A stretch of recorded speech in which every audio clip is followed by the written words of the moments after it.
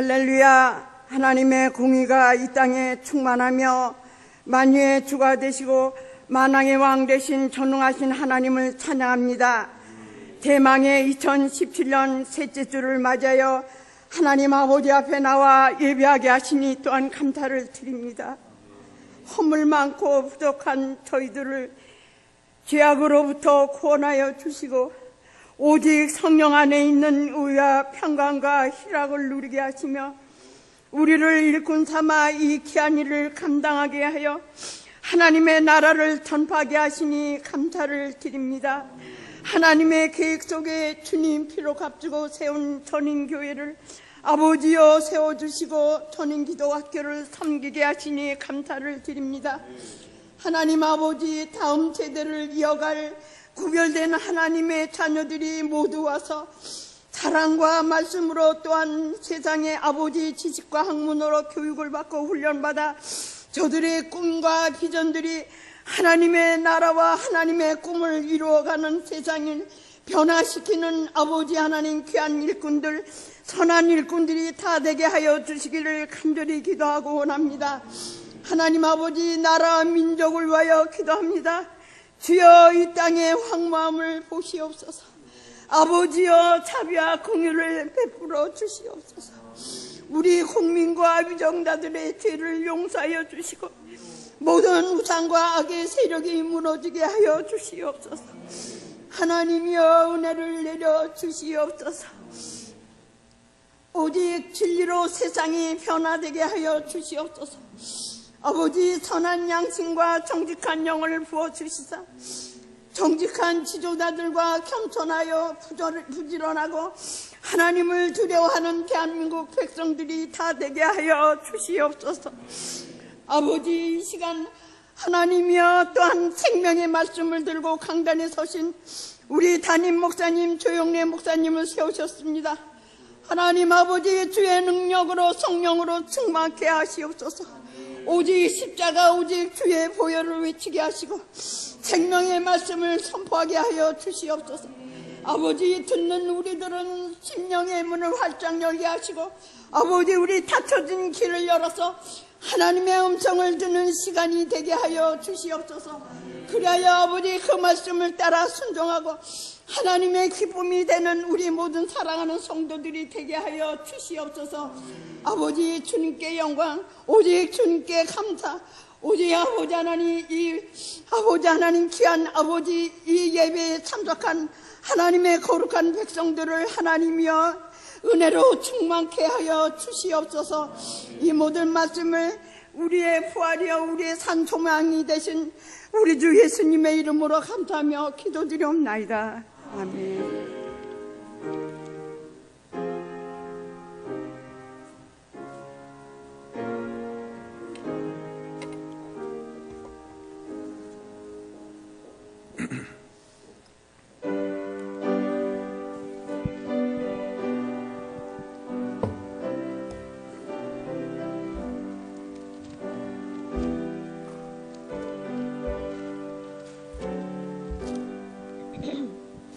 나 같은 죄인 살리시 주의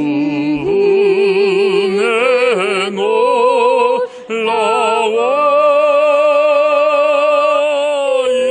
이뤘던 생명 찾았고 광명으로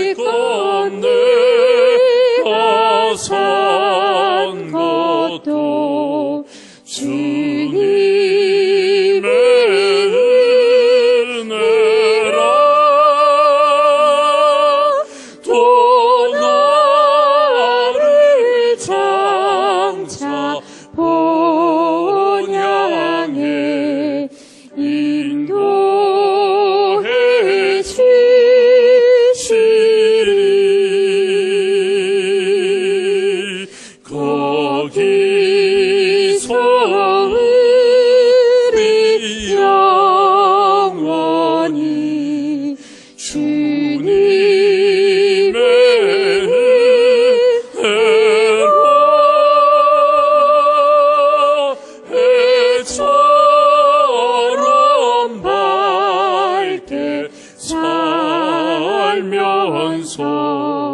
주 찬양하리라.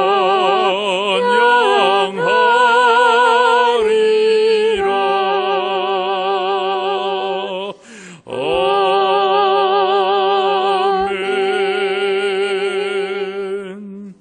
오늘 함께 은혜 나누실 말씀 로마서 3장 21절로 24절의 말씀 함께 보도록 하겠습니다. 로마서 3장 21절로 24절의 말씀 우리 함께 읽겠습니다. 로마서 3장 21절입니다. 이제는 율법 외에 하나님의 한 의가 나타났으니 율법과 선지자들에게 증거를 받은 것이라.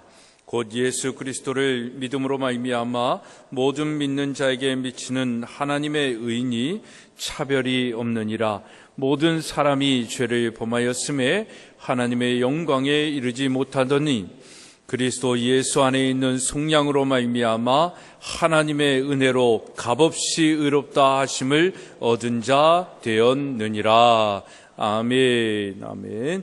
우리 시간에 중창단 나와서 특별 찬양으로 하나님께 영광 드리시겠습니다.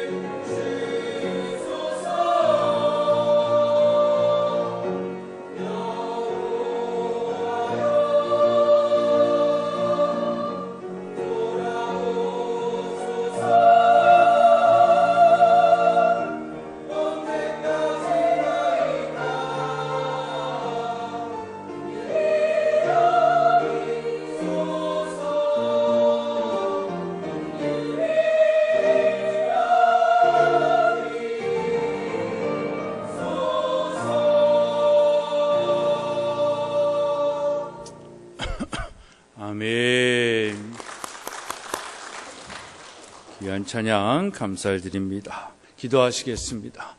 하나님, 우리의 연수가 주어졌다 할지라도 그 삶의 시간과 또 생애의 주관자가 하나님이심을 고백하며 나아갑니다. 오늘도 그 찬양과 그 영광을 주님 앞에 드리며 하나님, 주의 마음과 생각을 알기를 원하오니 친히 말씀하여 주시고 깨닫게 하여 주옵소서. 예수 그리스도의 이름으로 기도드리옵나이다. 아멘. 할렐루야. 사랑하는 우리 성도 여러분들, 이번 한 주간도 행복하시고 성령 충만하시고 승리하시고 믿음에서 성공하는 삶이 되기를 주님의 이름으로 축복합니다. 세상은 선과 악이라는 큰 틀의 카테고리가 있습니다. 그리고 선은 세상에서 두 가지 논리에 의하여 구별되어지는데, 하나는 은혜의 원리이고 다른 하나는 정의의 원리인 것입니다.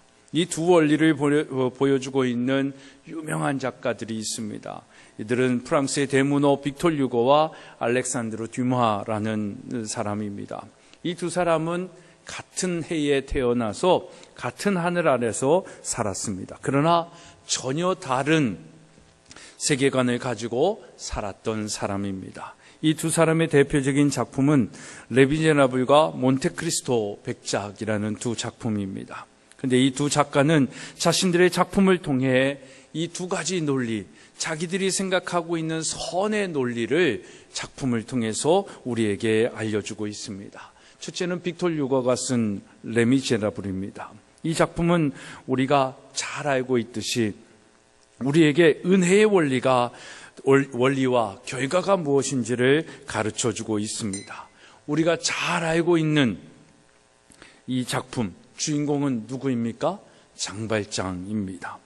그는 빵을 훔친 죄로 19년 동안 중노동을 하면서 감옥에 갇히게 됩니다. 결국 그는 사나운 죄수가 되었고 19년 후에 출소를 합니다. 그러나 그에게 이름은 장발장이 아니라 19년 동안 붙어 있었던 24601이라는 죄수 신분증을 들고 다닐 수밖에 없었습니다. 전과자인 그를 받아주는 이 세상에 있는 사람들은 아무도 없었습니다. 은혜를 베푸는 사람이 없었다라는 것입니다. 그러던 중 나흘 동안을 헤매다가 어느 친절한 신부를 만나게 되고 그 신부가 자비를 베풀어서 잠자리를 얻게 되었습니다. 그런데 잠을 자다가 한밤중에 갈증이 납니다. 갈증이 나서 물을 찾다가 찬장을 뒤지게 되는데 거기서 멋있는, 너무나도 값비싸게 보이고 좋아 보이는, 또 자신을 유혹하는 그 은잔이 하나 발견이 되어지는 것입니다. 욕심이 생겨가지고 물을 먹는 것이 아니라 그 은잔을 훔쳐가지고 나와가지고 도망을 치기 시작합니다. 여기서 등장하는 또 다른 한 인물이 있지요. 그는 전과자는 절대 변화될 수 없다라는 소신을 가진 한 사람입니다. 오직 정의만을 추구하는 대표적인 사람, 형사 자베르라는 사람입니다. 그의 집요함에 어둠 속에서 훔친 은잔과 함께 장발장은 붙잡히게 됩니다. 그리고 자베르는 그 장발장을 끌고 증거를 얻기 위해 신부에게로 갑니다. 이러한 전후 사장을 알아차린 신부님은 이 자베르가 데리고 왔을 때 장발장에게 이렇게 얘기를 합니다. 다시 오셨군요. 다행입니다. 당신을 기다리고 있었습니다. 제가 은잔과 이 촛대를 함께 주었는데 촛대는 두고 가셨더라고요 라고 얘기를 하는 것입니다. 신부의 이러한 행동은 장발장에게 엄청난 충격으로 다가왔습니다. 다시 감옥에 갈 줄로만 생각했던 장발장은 신부의 이러한 행동에 큰 은혜를 받고 변화되기 시작하는 것입니다. 그 이후로 장발장은 자신의 유익보다는 남을 위한 일로 살아가다가 죽음을 맞이하게 됩니다. 그의 삶은 은혜로 인한 변화된 자의 삶이었습니다. 여러분, 은혜 뒤엔 반드시 삶의 변화가 있기 마련입니다. 문제는 우리가 그 은혜를 쉽게 망각하고 산다는 것 아니겠습니까? 이 작품이 오늘 우리에게 말하고자 하는 주제는 무엇일까요? 그것은 바로 은혜라는 것입니다.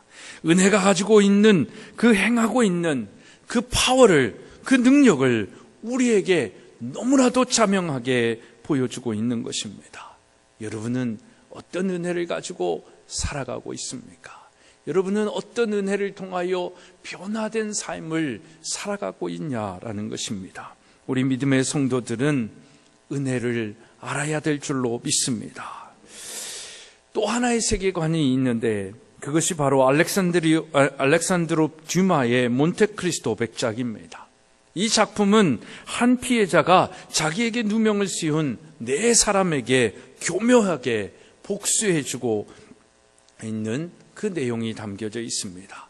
권선징악이라는 주제를 담고 있는 작품입니다. 그래서 정의가 승리합니다. 그래서 그 정의가 승리할 때 그 작품을 읽는 사람들은 그 정의의 승리 앞에 시원한 카타르시스를 느끼게 되는 것입니다. 그러나 그것뿐입니다. 그 자기의 어떤 정의가 승리했어 라는 그 정의에 대한 쾌감? 정의가 그래 이 세상은 정의야 라는 그 논리만을 갖고 끝난다라는 것입니다. 거기엔 감동도 은혜도 없습니다. 감동도 은혜도 없으니까 사람을 변화시키는 능력이 나타나지 못하는 것입니다. 사랑하는 여러분, 정의에는 선하고 의롭고 합리적인 힘이 있습니다. 그러나 은혜의 힘은 다릅니다.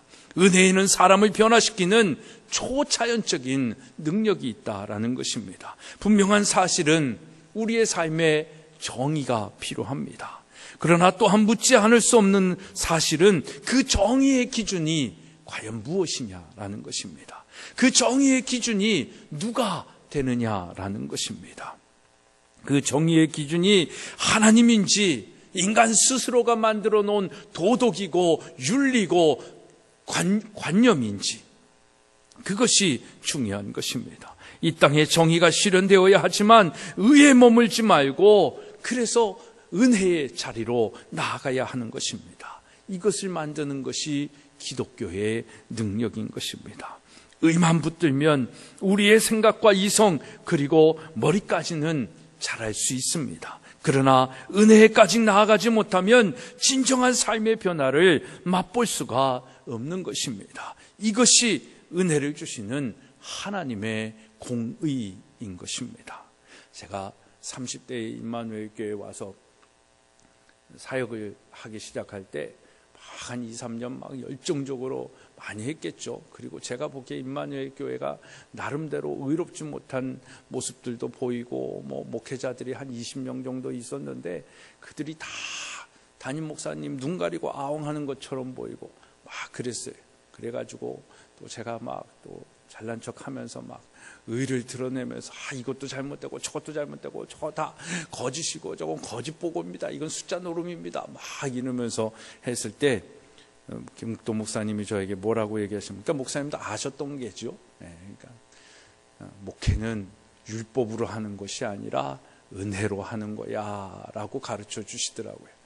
그 당시에는 그래도 혈기가 지금도 혈기 왕성하지만 그래도 그 당시에는 뭔가 좀 이게 그 의로 뭔가를 변화를 일으켜 보겠다라는 그 마음의 열정들이 있었는데 그 율법이 아니다 은혜다라는 그 한마디의 가르침이 저에게는 얼마나 큰 목회적 가르침이 되었는지 모릅니다. 여러분, 의만 붙들면 그렇게 우리의 생각과 이성, 머리까지는 됩니다. 그러나 은혜까지 나아가지 못하면 한 사람을 변화시키지도 내가 변하지도 못하고 또 다른 사람을 변화된 삶으로 이끌어주지 못한다라는 것입니다. 여러분, 은혜를 주시는 이가 하나님이심을 믿으시기를 바랍니다. 그래서 우리는 우리 자신의 의를 내려놓을 줄 알아야 됩니다. 우리가 생각하는 기준이 있지요. 우리가 생각하는 의가 있습니다. 세상은 이래야 돼 라고 이야기하지만 그 의의 기준은 누구입니까? 이 세상을 창조하신 하나님만이 되실 수 있는 것입니다. 이 세상이 지금 혼란한 이유는 다른 것이 아닙니다. 하나님을 믿지 않습니다. 하나님의 의를 따르지 않습니다. 하나님의 기준에 합당한 삶을 살지 않고 있기 때문인 것입니다. 그래서 정말 저는 이 지금의 우리나라의 이 혼란한 종국이 하나님이 주신 은혜요 기회라고 보는 것입니다. 다 깨달아야지요.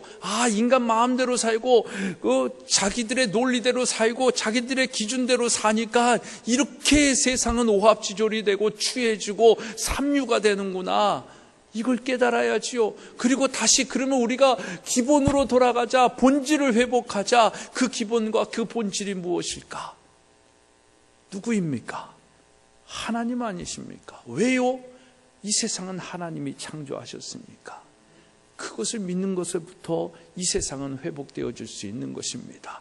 그것을 알려주고 그것을 가르쳐주고 그것을 보여주고 그 빛을 비추는 사람들이 누구입니까? 우리 그리스도인들입니다. 그래서 이 세상의 혼란은 우리들의 책임이요 내 탓이라고 이야기하는 것입니다.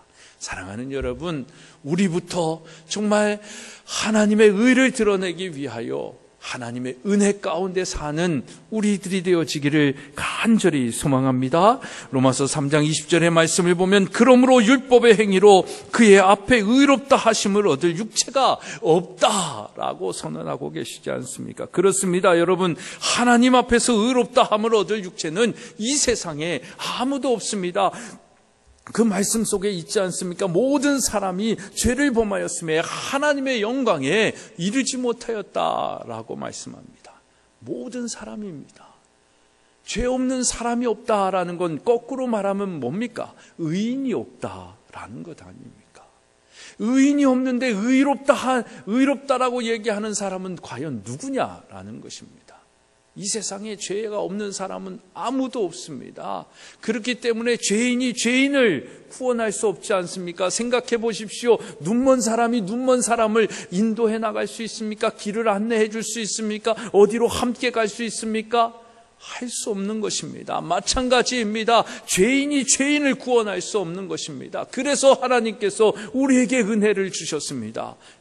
그것이 뭡니까? 예수 그리스도가 이 땅에 오심인 것입니다. 사랑하는 여러분, 은혜의 하나님께서 우리가 구원받을 수 있는 새롭고 산 길을 열어주신 것입니다. 그 은혜를 가지고 우리 22절로 24절의 말씀 한 번 더 읽어보도록 하겠습니다. 시작. 곧 예수 그리스도를 믿음으로 말미암아 모든 믿는 자에게 미치는 하나님의 의인이 차별이 없느니라. 죄를 범하였음에 하나님의 영광에 이르지 못하더니 그리스도 예수 안에 있는 속량으로 말미암아 하나님이 우리를 하나님의 의에 의하여 우리를 의롭다 하여 주셨는데 그 의롭다 하여 주심에 있어서 우리에게 필요한 것이 있습니까? 없습니다. 하나님은 그 의를, 그 은혜를 값없이 주셨다라는 것입니다. 죄인인 우리를 의롭게 하심에 있어서 우리에게 필요한 건 아무것도 없습니다. 우리가 해야 할 것도 아무것도 없습니다. 값없이 주시는 하나님의 의로움이신 것입니다. 그렇다면 예수 그리스도를 믿는 우리가 할 수 있는 의로움, 그것은 무엇입니까? 그것을 믿는 것입니다. 그것을 믿는 자에게 하나님이 의롭다 하여 주시는 것입니다. 예수 그리스도를 이 땅에 독생자를 이 세상에 보내주신 그 사랑을, 그것이 나를 위한 사랑임을 믿는 것, 그 믿음 하나로 우리를 의롭다 하시는 것입니다. 그래서 값없이 주시는 이 사랑이기 때문에 우리는 그것을 뭐라고 얘기합니까? 은혜라고 얘기하는 것입니다. 그래서 그리스도인들은요, 사랑하며 사는 것보다도 은혜로 사는 게 맞습니다. 그 은혜가 뭡니까? 하나님의 사랑입니다. 그 사랑을 받은 사람들이 값없이 그 사랑을 받았어요. 내가 치러야 할 죄값을 치르지 않았음에도 불구하고 나를 의롭다 여겨주신 것입니다. 의롭다 하여 주신 것입니다. 이게 얼마나 놀라운 은혜입니까? 그 은혜를 아는 자들이 되기를 주님의 이름으로 축복합니다. 여러분, 은혜 없이 신앙생활 하지 마십시오. 그가 제일 불쌍한 사람입니다. 여러분, 아까 말씀드린 이 레미제라블이라는 말을 한국말로 얘기하면 뭔지 아세요? 불쌍한 사람이다라는 것입니다. 그러니까 은혜를 모르고 사는 사람, 그 사람이 불쌍한 사람이다라는 것입니다. 은혜 없이 헌신하고 봉사하는 것, 하나님이 주신 사랑이 무엇인지 모르고 우리가 가르치는 것, 찬양하는 것, 이러한 사람이 제일 불쌍한 사람입니다. 이런 불쌍한 사람들은 우리가 감당해야 할 하나님이 주신 사명을 부담으로만 생각하는 것입니다. 그러니까 하기 싫은 것입니다. 그러니까 나에게 뭔가 나를 높여주고 내 의를 드러내는 게 아니면 안 한다라고 얘기를 하는 것입니다. 은혜를 모르기 때문에 그렇습니다. 이런 불쌍한 사람들은 그래서 어떻게 생활합니까? 불평불만하면서 신앙생활을 하는 것입니다. 얼마나 안타깝고 불쌍한 사람들입니까?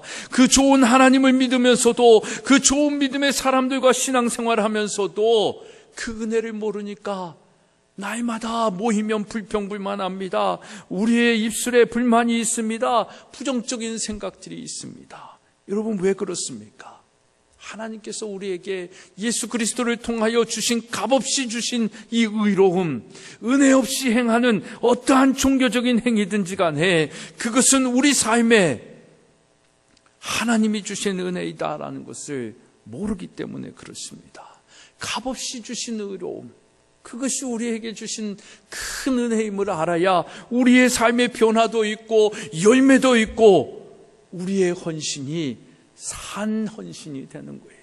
그걸 모르면 우리가 교회에 와서 헌신하고 봉사하고 뭘 한다고 하는 모든 것들에는 생명이 없는 것입니다. 사랑하는 여러분, 하나님이 주시는 은혜 없이 주의 일을 판단하고 행하지 마십시오. 그것은 먼지만 날리고 허공을 칠 뿐입니다. 주님께서 나 위에 죽으시고 내 죄를 사하시기 위하여 아무 죄 없이 십자가에서 돌아가신 그 은혜의 주님에 대한 고백과 은혜에 대한 감격이 없다면 지금 우리들은 주님을 잘못 믿고 섬기고 있는 것입니다. 은혜를 아는 자들의 공통된 고백이 있습니다. 그것은 나는 주님 없이 살 수가 없다라는 것입니다.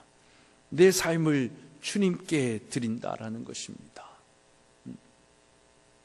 정말 그 은혜를 아는 자들의 공통된 고백은 이 세상에 그 무엇이, 그 누구가 없어도 주님만으로 만족하며 살겠습니다 라고 고백할 수 있는 것입니다. 이 고백이 저와 여러분의 고백이 되어지기를 간절히 소망합니다. 사랑하는 여러분, 그렇다면 은혜를 받은 사람인지 아닌지를 어떻게 알 수 있을까요? 은혜를 받은 사람들은 어떤 삶의 모습을 가지고 살아갈까요? 첫째는 용서의 삶입니다. 우리가 잘 알고 있는 요셉, 그는 형들에게 팔려가지고 노예의 삶을 삽니다. 그리고 그 노예의 삶에 시작되면서부터 여러 가지 삶의 어려움과 고난을, 모함도 당하여 감옥에도 갇히고 그렇지 않습니까? 그런 삶을 살게 되어집니다. 그런데 그렇게 살다가 이제 총리가 되지 않습니까? 총리가 돼서 그 형들이 다 찾아와서 무릎을 꿇고 빌지 않습니까? 그때 요셉은 자기의 권력을 통해 가지고 과거에 자기를 괴롭게 만들고 내 삶의 모든 이 고통의, 이 억울함의 삶을 만들었던 형들을 책망하지도 벌하지도 않습니다. 그가 한 건 뭡니까? 용서한 것입니다. 여러분, 무엇이 요셉이 자기를 팔아넘긴 형제들을 용서하게 할 수 있었을까요? 우리라면 그럴 수 있을까요? 우리도 그럴 수 있다면 과연 요셉이 그렇게 용서한 이유는 뭐겠냐라는 것입니다. 그것은 자기가 하나님으로부터 받은 은혜가 무엇인지를 알기 때문입니다. 고난의 삶이 있고 억울함의 시간들이 있었고 정말 고통스러운 또 아버지 품에서 떠나 살았던 그 시간들이 너무나도 많고 과거의 삶을 되돌이켜 보면은 정말 30여 년의 세월은 아픔이었습니다. 고통이었습니다. 억울함이었습니다. 그럼에도 불구하고 요셉은 그것이 있게 만들었던 형들을 용서할 수 있었다라는 것. 그것은 그 고통의 순간임에도 불구하고 고통 가운데 하나님이 함께 하심을 아는 겁니다. 모함을 당하여 감옥에 갔지만 감옥에서도 풀려나게 하시는 하나님의 은혜를 아는 것입니다. 그 삶의 순간순간이 다 하나님의 은혜다라는 것을 요셉은 아는 것입니다. 우리는 은혜라고 생각을 하면 내 삶에 뭔가 좋은 일들이 일어나는 것만 은혜다라고 생각을 하잖아요. 근데 요셉의 경우는 고통마저도 하나님의 은혜임을 깨달아 안 것입니다. 내가 지금 감옥에 있는 것도, 내가 지금 노예로 팔려가는 것도 다 하나님의 섭리 가운데 하나님이 이루실, 하나님의 나라를 이루기 위하여 행하시는 나를 통해서 이루실 길이다라는 것을 알고 있는 것입니다. 그것을 아니까 모든 것이 다 하나님의 은혜인 것입니다. 그러니까 그 은혜를 경험케 한 나를 판 형들이 오히려 그 은혜를 받게 만든 장본인들이다라고 생각을 하는 거죠. 나를 노예의 삶의 고통을 삶을 살게 한 장본인들이 아니라 은혜의 삶을 살게 한 그 사람들이다라는 것을 깨닫게 되는 거죠. 그러니까 그들이 왼수로 보이는 것이 아닙니다. 그들에게 그들의 죄가 보이는 것이 아니라 그들을 통한 하나님의 사랑이 보이는 것입니다. 그것이 은혜인 것입니다. 그 은혜를 알고 있으니까 그 은혜로 그 형제들을 용서할 수 있는 것입니다. 사랑하는 여러분, 여러분들의 삶 속에 용서하지 못할 산 사람이 있습니까? 용납할 수 없는 그 누군가가 있습니까? 하나님의 은혜를 받으시고 그 은혜로 용서하고 용납하는 삶을 살아가기를 주님의 이름으로 축복합니다. 그 사람 때문에 오히려 하나님 앞에 더 나아갈 수 있지 않았을까요? 그 사람 때문에, 그 사람으로 당한 그 억울함과 그 고통 때문에 하나님을 한 번 더 찾지 않았을까요? 오늘 이 자리에 이 말씀을 듣는 그 이유도 그 한 사람 때문 아닐까요? 오늘 그 한 사람을 용서할 수 있는 그 은혜가 여러분들에게 있기를 간절히 소망합니다. 사랑하는 여러분, 은혜를 아는 자가 될 때 은혜를 받으면 우리는 용서의 사람이 될 수 있음을 믿고 은혜 가운데 사시는 우리 모두가 되어지기를 간절히 소망합니다. 둘째로, 은혜를 받은 사람은 충성하는 삶을 삽니다. 노아는요, 맑은 대낮에 우산을 쓰면서 120년 동안 뭘 했습니까? 홍수가 있을 것이다라고 외치면서 그 산 위에 방주를 지었던 사람입니다. 그가 살았던 시대는 어떤 시대입니까?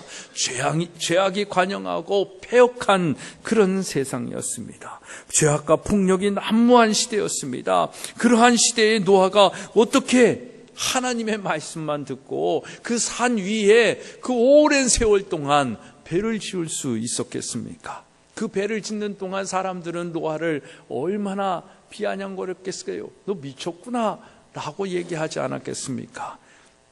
그럼에도 불구하고 노아가 그 산 위에 배를 지을 수 있었던 이유는 뭘까요? 창세기 6장 8절의 말씀을 보면 그러나 노아는 하나님께 은혜를 입었더라 라고 말씀하고 있습니다. 여러분, 이 세상이 지금 죄악이 관영한 세상이요, 정말 혼란과 혼돈의 세상이요, 무엇을 믿어야 할지 모르는 그런 세상 속에 있습니다.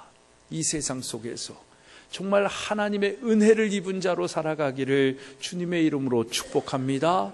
그 은혜가 여러분을 평안하게 할 것입니다. 그 은혜가 정말 여러분들을 하나님의 의로움으로 인도하여 줄 것이고, 기쁨의 삶을 살게 하시고, 이 혼돈의 삶 속에서도 여전히 샬롬의 그 평안의 삶을 살게 할 것입니다. 하나님의 은혜를 입은 자, 그 은혜를 입은 자로 사는 것이 얼마나 축복인지 모릅니다. 노아는 모르겠어요. 오늘날 같이 그런 세상인지 모르겠습니다. 그런 세상에 지금 여러분들에게 하나님께서 음성을 들려주셔서 저 팔봉산 위에다가 방주를 지어라, 내가 이 세상을 심판할 것이다 라고 하면 정말 방주를 지을 사람들이 얼마나 될까요? 노아는 그 은혜를 입은 자였기 때문에, 그 은혜를 아는 자였기 때문에 뭐 하는 겁니까? 충성하는 것입니다. 세상이 뭐라 그러거나 말거나 하나님의 말씀대로 충성된 삶을 사는 거예요. 그래서 그 충성이다라고 얘기하는 것은 매일 아침 거울 앞에 서서 하나님 앞에서 경례하는 것이다라고 어떤 목사님이 얘기를 하셨어요. 그 책 저자 이름이 지금 잠깐 생각이 안 나는데, 거울 앞에 서서 매일 아침 하나님 앞에서 충성하는 겁니다. 경례하는 것입니다. 그리고 내가 주의 말씀대로 순종하면서 살겠습니다 라고 얘기한다라는 거예요. 그게 누구입니까? 은혜를 입은 자가 그 일을 할 수 있는 겁니다. 은혜를 아는 자만이 충성된 삶을 살 수 있는 거예요. 노아가 그 방주를 그 산 위에 지을 수 있었던 것은 은혜를 입은 자이기 때문입니다. 우리는 또 신약에 오면 바울이라는 사람을 알 수 있습니다. 우리가 사도행전, 또 요즘 새벽에 빌립보서를 함께 공부하고 있는데, 빌립보서 1장에 보면 바울은 감옥에 갇혀 있으면서도 그 빌립보 교인들에게 무엇하라고 얘기하냐면 기뻐하고 또 기뻐하라 라고 얘기합니다. 감옥에 있는 사람이 감옥 밖에 있는 사람들을 지금 위로하고 있는 것입니다. 참혹한 감옥에 있으면서도 그가 이렇게 말할 수 있었던 그 내적인 근원은 뭘까요? 그는 하나님의 예수 그리스도의 은혜를 아는 자였습니다. 바울이 되기 전에 바울은 누구였습니까? 사울이었습니다. 그는 예수 그리스도를 핍박하던 자였습니다. 사악한 살인자였습니다. 그런 그가 다메섹 도상에서 예수 그리스도를 만납니다. 그리고 은혜를 입습니다. 내가 이렇게 예수 그리스도를 핍박하는 자였고 살인자였고 횡포를 저지르는 자였는데 내가 용서함을 받을 수 있을까? 내가 구원을 받을 수 있을까? 내가 죄 사함을 받을 수 있을까? 그런 생각을 가지고 있을 때에 예수께서 그 사울을 만져주십니다. 그에게 은혜를 주십니다. 그 사악한 자에게, 그 살인자에게, 폭행을 가하는 자에게, 핍박하는 자를 용서하여 주시고 죄 없다 하십니다. 그것이 사울에게는 뭐였겠습니까? 은혜가 된 것입니다. 그 은혜를 받으니까 사울은 어떻게 삽니까? 바울이 되어서 그는 모든 삶에 하나님 예수 그리스도께 바칩니다. 하나님께 충성된 자의 삶을 삽니다. 그래서 자기가 가지고 있는 모든 것들을 다 배설물로 먹이고 오직 예수 그리스도만을 위하여 살지 않습니까? 그러니까 그 20년의 시간 동안에 모든 고문과 이 고통과 억울함과 감옥의 갇힘과 그 막 살인자의 위협 속에서도 여전히 복음을 증거하면서 하나님의 사명을 감당하는 그 충성된 삶의 모습을 보여주고 있지 않습니까? 사랑하는 여러분, 이 모든 바울의 변화를 말해주는 한 단어는 바로 은혜인 것입니다. 그는 은혜를 아는 거예요. 그는 은혜를 받은 사람이다라는 것입니다. 그 은혜가 자신의 삶을 드리는 충성의 삶을 살게 하는 것입니다. 바울이 그렇다면 오늘 우리는 과연 은혜 받은 자의 삶을 살고 있냐라는 질문을 드리게 되는 것입니다. 오늘 우리는 누구를 위하여 살고 있습니까? 무엇을 위하여 살고 있습니까? 왜 돈을 벌어야 되고 왜 우리는 자녀를 위하여 이렇게 헌신하고 희생하며 살고 있습니까?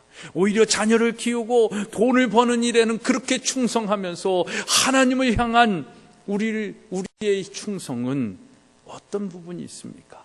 조건적이지 않습니까? 상대적이지 않습니까? 바울의 충성은, 노아의 충성은, 은혜를 아는 노아와 바울의 충성은 그런 것이 아니다라는 것입니다. 은혜를 입은 자, 은혜를 아는 자의 충성이 그런 것이다라고 한다면 오늘 우리의 충성도 하나님 앞에 그런 충성이 되어야 되지 않겠습니까? 사랑하는 여러분, 우리는 은혜를 받은 자입니까? 은혜를 입은 자입니까? 그렇다면 우리의 충성은 어디에 있냐라는 것입니다. 은혜 입은 자는 누가 뭐라 해도, 세상이 악하고 내 현실이 어렵고 막막해도 주저앉지 않습니다. 낭망하지 않습니다. 오히려 담대하게 충성하는 것입니다. 낭망함이 없는 사명감과 소명감으로 자신의 일을 감당하며 오직 하나님의 영광을 위하여 살아가는 것, 이것이 은혜를 받은 자, 은혜를 입은 자의 충성인 것입니다. 사랑하는 여러분, 이 은혜를 아는 용서와 충성의 삶으로 여러분이 은혜 받은 자임을 누군가에게 알려줄 수 있는 그런 삶이 되어야 될 줄로 믿습니다. 저 사람을 보면 정말 은혜 받은 사람 같아. 저 사람 과연 누구야? 저 사람 왜 저렇게 용서하며 충성하며 감사하며 기뻐하며 평안의 삶을 살 수 있는 거야? 저 사람 누구야? 이 혼돈 가운데. 예수 믿는 사람이래. 예수 믿는 사람은 뭔데? 그 사람들은 은혜를 받은 사람이래. 그 은혜 나도 알고 싶다. 나도 받고 싶다. 이런 삶의 전도가 여러분들의 삶 가운데 있어야 될 줄로 믿습니다. 여러분, 우리가 잘 알고 있는 향유옥합을 깨뜨린 마리아, 우리는 마리아의 그 헌신에만 사실 초점을 맞추고 있지만 그 헌신의 헌신이 있게 된 뿌리를 우리는 한 번쯤 생각해 봐야 할 필요가 있습니다. 마리아에게는 엄청난 헌신이 있었지만 그 이전에 마리아는 엄청난 은혜를 경험하는 것입니다. 마리아는 여러분 어떤 사람입니까? 귀신 들렸던 여자입니다. 그 귀신 들렸던 여자가 예수 그리스도를 통해서 자유함을 얻는 은혜를 입습니다. 그리고 향유옥합을 깨뜨린 마리아의 직업은 창기였습니다.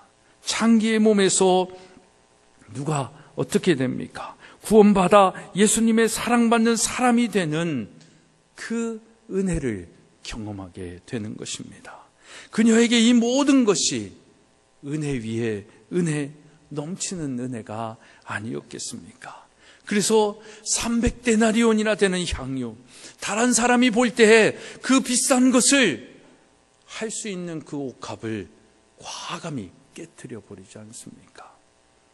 그러나 마리아에게 있어서 그 향유 옥합은, 그 300데나리온이나 되는 그 옥합은 아무것도 아니었습니다. 은혜 앞에 아무것도 아니다라는 것입니다. 다른 사람이 볼 때 아깝게 여겨지며 그것을 팔아 가난한 사람들에게 나누어지지, 그런 정의로움을 자기 기준에서 말할 수 있는 사람들이 있을지 모르지만 마리아에게는 향유옥합을 깨뜨리고 예수 그리스도의 발을 닦아드리는 것, 그것 자체가 그에게는 기쁨이었습니다. 드릴 수 있다라는 것만으로도 내가 은혜 받은 것에 감사함으로 반응할 수 있는 그 무엇이 있다라는 것, 그 자체가 그 마리아에게서는 감사였다라는 것입니다. 그렇습니다, 여러분. 은혜를 맛보지 못한 사람은 뭐든지 지나쳐 보인다라고 얘기합니다. 자기의 기준과 자기에 의해서 어긋난 것들은 잘못됐다라고 이야기할 수 있습니다. 하나님을 섬기는 것도 그렇습니다. 기도가 지나치게 하는 것 같아 보입니다. 열심도 그렇게 보입니다. 헌금도 그렇게 보입니다. 예배 시간도 그렇습니다. 다 그것이 왜 이렇게 기냐고 얘기합니다. 은혜를 받지 않고 긍휼하심과 축복을 받지 않고 일을 하면 하나하나가 그런 인간의 기준에 의해서 아깝게 느껴질 뿐입니다. 이것도 해야 돼. 이 정도 했으면 됐지. 더 해야 돼? 라는 얘기를 하게 되는 것입니다. 그러나 은혜를 받으면 예배 가운데 그분을 만나고 그 내 삶의 이유를 찾으면 내가 하는 섬김의 봉사, 바치는 시간, 드리는 예물, 아까울 것이 하나도 없다라는 것입니다. 내 기준이 아니라는 것입니다. 오히려 그럼에도 불구하고 세상을 하나님의 축복으로 살아갈 수 있는 더 큰 은혜를 누리게 되어지는 것입니다. 이것이 먼저 그의 나라와 그의 의를 구하는 자에게 주시는, 더하여 주시는 축복인 것입니다. 하나님이 주신 그 은혜를 알고 내 삶을 주님 앞에 드릴 때 하나님은 우리에게 메마름을 주지 않으십니다. 공고함을 주지 않으십니다. 오히려 우리가 그 은혜를 알고 내게 있는 것을 전부를 바칠 때 마르지 아니하는 샘물에 그 축복을 우리에게 주시는 것입니다. 그 더하여 주시는 축복의 주인공들이 다 되기를 주님의 이름으로 축복합니다. 이런 하나님 앞에 충성하는 사람, 하나님 앞에 크게 쓰임을 받는 이 사람들의 공통점은 뭡니까? 그 은혜를 아는 자라는 것입니다. 하나님의 은혜를 받은 사람으로 나는 감사하면서 내 모든 것을 드리며 산다라는 그 삶의 고백을 하는 것입니다. 은혜를 받지 않고 일을 하면 그것만큼 어색한 일이 없습니다. 그런 어색한 사람들 정말 많이 있습니다. 요즘 은혜를 경험하지 않고 직분을 받고 은혜에 대한 감격을 상실한 채 목사가 되고 교회 임원이 되면 그 교회는 결코 은혜 가운데 있을 수가 없습니다. 부흥할 수가 없습니다. 제가 요즘 이 목회자들을 만나고 이런 걸 보면 정말 두려워요. 막 겁이 나요. 그러니까 막 너무 이건 하나님의 관점으로 사는 사람인지 하나님의 마음으로 사는 사람인지 정말 자기의 율법과 의로 사는 사람인지 그게 참 겁이 나는 거예요. 그러니까 이 세상의 논리를 가지고 있는 이 교회적인 교회에 있는 사람들의 이 생각들이 얼마나 많은지 모릅니다. 저도 여러분들에게 그런 사람으로 비춰질 수 있을지 모르겠지만 우리 모두는 그럴 수 있다라는 거예요. 그렇기 때문에 우리는 은혜 안에 있어야 되는 것이고 은혜 안에 살아야 된다라는 것입니다. 그 은혜가 없으면 그 사람의 입에는 뭐만 있어요? 감사가 아니라 꿍시렁됨만 있는 거예요. 꿍시렁 되면서 뭐는 어떻고 그러면서 불평불만만 하면서 사는 것입니다.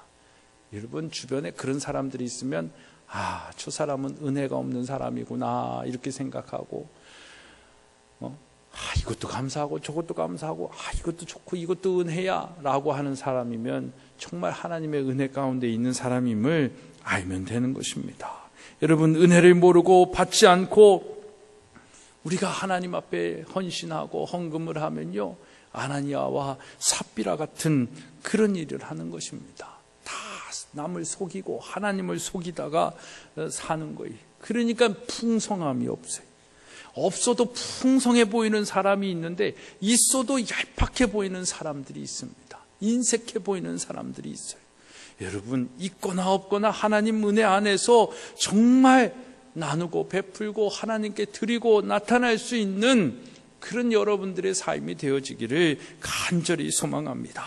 다 부을 수 없고 다 드릴 수 없는 인색함, 그건 은혜를 모르기 때문에 그렇습니다. 온전한 11조를 드릴 수 없음도 그 하나님의 전적인 은혜를 내게 있는 것이 다 하나님으로부터 온 것임을 인정하지 않기 때문에 그래요.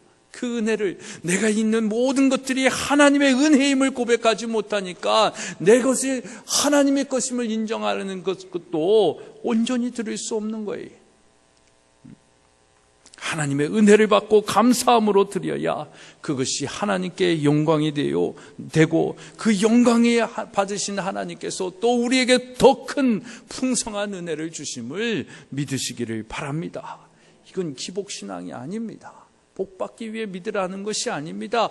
피조물로서 마땅히 우리가 신앙생활을 하는 은혜에 받은 자의 본분인 것입니다. 사랑하는 여러분, 그러므로 우리 앞에 놓인 문제는 우리 자신의 옳고 그름의 문제가 아니라 은혜의 문제인 것입니다. 내 자신의 의롭고 올바르고 정의로움보다는 하나님이 주시는 은혜를 받고 은혜를 누리며 그 은혜로 살아야 될 줄로 믿습니다. 그래야 진정한 예수 그리스도의 의를 행하며 축복을 누릴 수 있으며 하나님과 동행함을 경험할 수 있는 것입니다. 은혜를 많이 받으면 받을수록 우리도 마리아처럼 될 수 있습니다. 헌신할 수 있습니다. 우리도 노아와 같이 살 수 있습니다. 바울과 같이 살 수 있습니다. 우리에게 부족한 것은 은혜를 누리지 못하는 것입니다. 은혜를 받지 못하는지도 모르겠습니다. 그러나 은혜를 받아도 누리지 못하기 때문에 우리의 연약하고 우리의 부족한 그 신앙의 삶의 모습을 가지게 되는 것입니다. 은혜 받으면요, 무엇이든지 다 할 수 있습니다. 은혜 받으면 기도하고, 은혜 받으면 헌신할 수 있는 것입니다. 이러한 믿음이, 이러한 우리의 삶을 하나님께서 책임져 주시는 것입니다.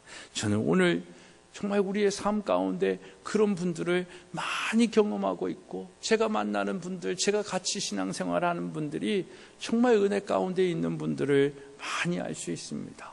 정말 그분들 중에 대표적인 분들이 아마 여기에 있는 우리 교사 선생님들일 거예요.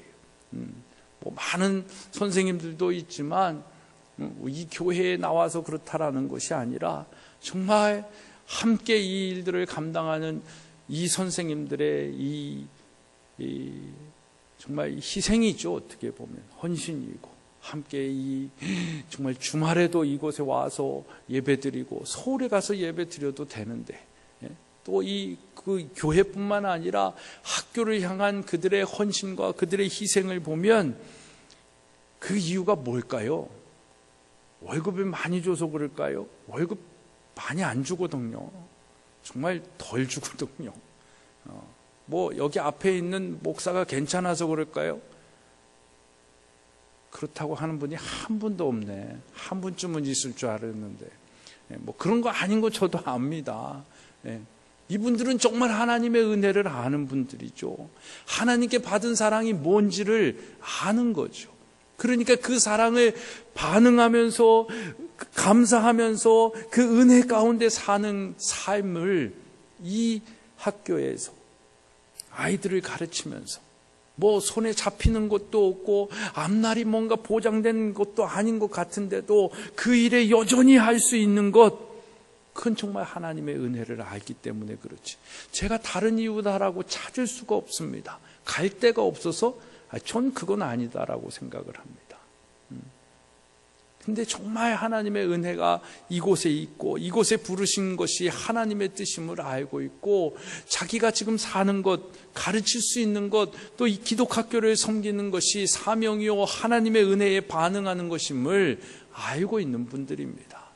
그러니까 이 일을 감당할 수 있는 거죠.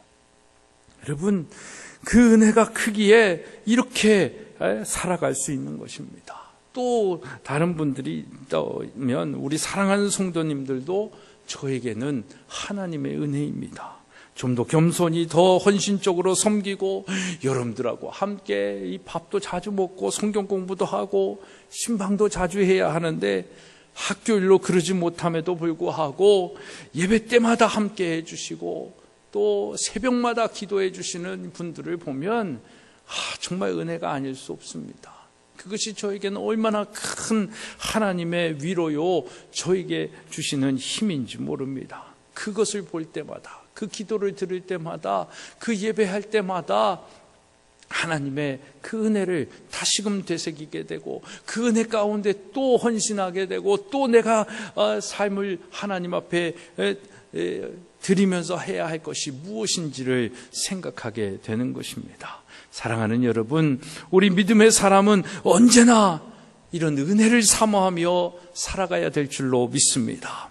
고린도후서 6장 2절에 가라사대 내가 은혜 베풀 때에 너를 듣고 구원의 날에 너를 도왔다 하셨으니 보라 지금은 은혜 받을 만한 때요, 보라 지금은 구원의 날이다 라고 말씀하고 있습니다. 여러분, 이 은혜에 동참하는 일 우리 함께 해야 하는 것입니다. 그래야 은혜를 체험할 수 있으며 받을 수 있으며 내 삶의 진정한 변화를 맛볼 수 있는 것입니다. 제가 요즘 종종 얘기하지요. 우리는 하나님을 믿으면서 사랑이라는 단어를 제일 많이 쓰는 것 같다고. 근데 사랑이라는 단어는 어떻게 보면 내가 받고 싶은 거잖아요. 내가 받고 싶은 사랑을 얘기하는 것입니다. 근데 은혜라는 단어는 사실 많이 안 쓰는 단어고 사라진 단어의 표현인 것 같아요. 그 은혜는 내가 받은 사랑을 표현하는 것입니다. 이미 우리는 사랑을 받았잖아요. 그러면 우리는 은혜를 얘기해야 됩니다. 아직도 사랑 하면서, 물론 하나님의 사랑이 위대하고 크고 광대하고 그 사랑으로 우리가 은혜를 받는다, 그런 관점에서는 사랑을 표현해야 되지만, 이 세상을 사랑하사 독생자 아들 예수 그리스도를 주신 그 사랑을 우리가 찬양은 해야 되지만, 우리가 사랑을 더 구하면서 살 이유는 없다라는 거죠. 우리가 더 얘기하고 나누면서 해야 할 건 은혜라는 것입니다. 그래서 우린 은혜를 더 많이 얘기하고, 그 은혜를 받았기 때문에 감사하면서 살고, 감사하니까 서로 나눌 수 있는 거예요. 용서할 수 있는 거예요. 감사하니까 충성할 수 있는 거다라는 것입니다.